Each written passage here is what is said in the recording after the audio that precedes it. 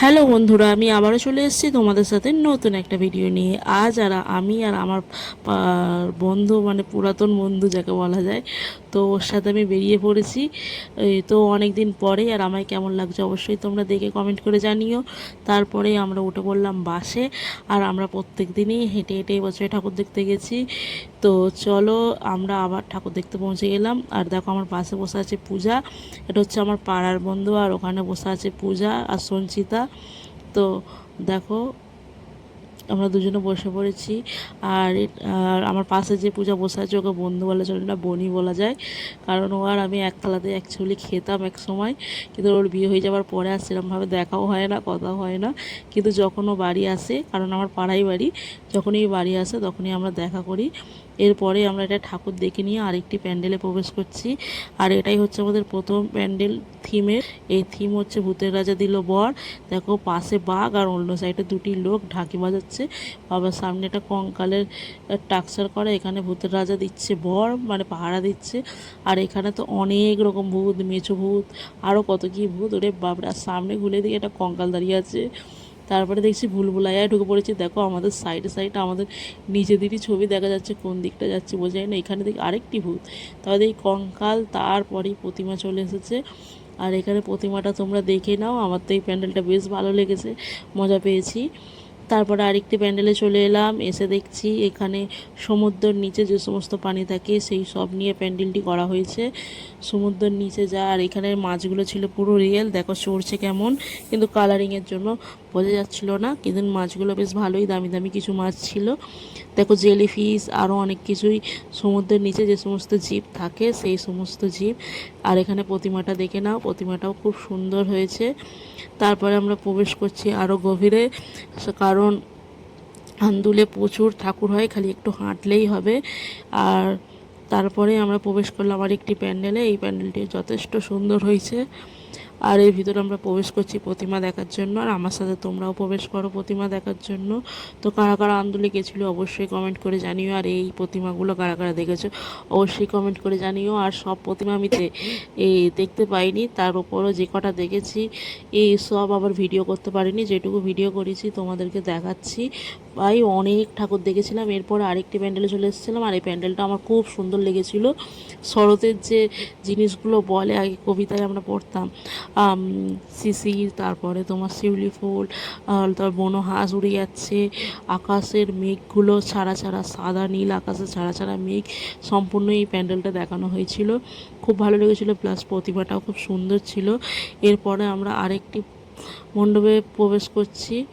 তো দেখো, এখানেও প্রতিমাটা খুব সুন্দর, আর এটা খুব বড় একটা দুর্গা মন্দির যতটা সম্ভবত।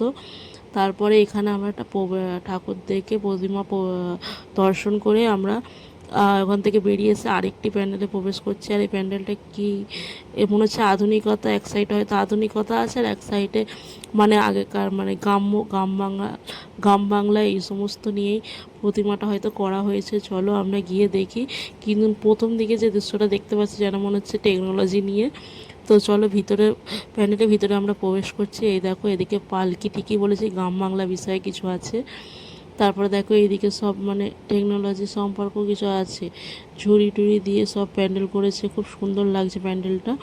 আর এখানে প্রতিমাটা সম্পূর্ণ অন্যরকম, মানে এই প্যান্ডেলে এই প্রতিমা, ও এটা হচ্ছে গ্রামের কিছু একটা করেছে, মানে বনের দেবী এরকম সামথিং কিছু একটা করেছে, বা এরকমই হতে পারে। তো দেখো প্রতিমাটা কত সুন্দর হয়েছে। প্যান্ডেলের থিমগুলো না লেখা থাকলে তবে আমি বলতে পারবো। তারপর দেখো, একটা বনেদি বাড়ির পুজোয় চলে এসছে, ওর পাশেই ছিল। বনেদি বাড়িটা দেখো কতটা সুন্দর। আর এই বাড়ির মণ্ডপের প্রতিমাটা তোমাদের আমি দেখিয়ে দিচ্ছি। এই মন্দিরের প্রতিমাটা খুবই আশ্চর্যের বিষয়। শিব দুর্গা, মানে শিব ঠাকুর প্লাস দুর্গা ঠাকুর এবং তার সন্তানদের নিয়ে এসেছে। এরপরে চলে এলো আন্দুল রাজবাড়িকে উল্টো করে প্যান্ডেলটি করা হয়েছে। দেখো সম্পূর্ণ উল্টো, আমি ভিডিওটা উল্টো করছি না, আন্দুল রাজবাড়িটাই উল্টো করে প্যান্ডেলটা করা হয়েছে, মানে উল্টো সব কিছুই। ভিতরে প্রবেশ করলে তোমরা বুঝতে পারবে। চলো আস্তে আস্তে আমরা প্রবেশ করছি। দেখো ওপর দিকে কীরকম হয়ে আছে বুঝতে পারছো। আমি কিন্তু ওপর দিয়ে ভিডিও করছি না, আমি নিচ দিয়ে ভিডিও করছি। ওপর দিকের থিমটা তোমরা দেখলে বুঝতে পারবে, সবই উল্টে। দেখো সাইডের যে জিনিসগুলো দেখাচ্ছি, দেখো জানালাগুলোও সব উল্টো, মানে প্যান্ডেলটাই উল্টো করেছে। তো খুব সুন্দর থিমটা, ভালো লেগেছে। আমার তো খুবই ভালো লাগছিলো, যেন মনে হচ্ছে আমি ক্যামেরা করছি কিন্তু ভিডিওটা দেখলে মনে হবে যেন ড্রোন থেকে করছি ওপর দিয়ে প্রতিমাটায়। আর এখানে আরতি হচ্ছিল, নবমীর শেষ আরতি রাত্রিরের, সন্ধ্যা আরতি। তো এরপরে আমরা প্যান্ডেলটা দেখে বেরিয়ে এলাম। আর তারপরে দেখো এখানে কত ভিড় হয়েছে। এটা হচ্ছে তালপুকুরে হয়েছিল তা আন্দোলের। তো কারা কারা গেছে কমেন্ট করে জানিও। আর এই প্যান্ডেলটা তো কি বিরাট বড় প্যান্ডেল করেছে, এটা হচ্ছে আমবাগানের প্যান্ডেল, খুব সুন্দর বড় প্যান্ডেল করেছে, অনেক ভিড় হয়েছে মানে। আর প্যান্ডেলটা সম্পূর্ণ ঝুড়ি দিয়ে করা, প্লাস মাটির টেরাকোটার কিছু কাজকর্ম করা দিয়ে সেই সব দিয়ে সাজানো হয়েছিল প্যান্ডেলটা। খুবই সাজিয়েছিল, খুবই ভালো লেগেছে। দেখো মানে অসাধারণ কি সুন্দর ঝুড়ি দিয়ে বেকারি দিয়ে আপনাদের সব কিছু মানে পুতুল করা হয়েছে ঝুড়ি দিয়ে, তারপরে ঘোড়া করা হয়েছে, এগুলো সব মানে হাতে খুব সুন্দর কারুকার্য করা হয়েছে। খুব ভালো লেগেছে প্যান্ডেলটা। এখানে এখানে দুর্গা ঠাকুরও মানে মাটির ছিল, টেরাকোটার। তো প্যান্ডেলটা আমার খুব ভালো লেগেছে সব মিলিয়ে।